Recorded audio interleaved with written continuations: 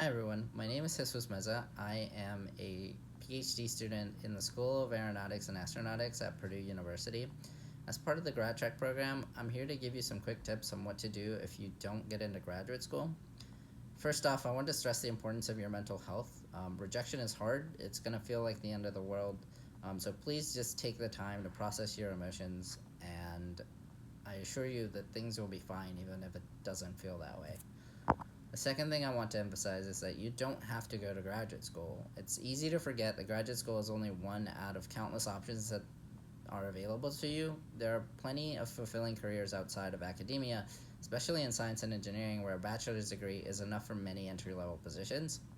I would advise all students to devote time to job search before applying to graduate school so that you get a sense of what careers are out there and what qualifications they realistically require. You may find that there's a version of your dream job that doesn't require a master's or a PhD.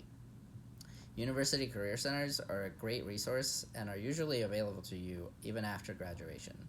Now, if you want to continue to pursue a graduate degree, it's important to be proactive and work towards strengthening your profile for the next round of applications. Graduate programs rarely give feedback, so you'll have to identify your weaknesses on your own.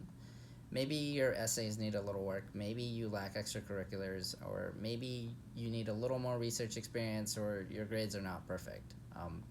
Work on the things you can control, though. The quality of your essays is something you can address directly.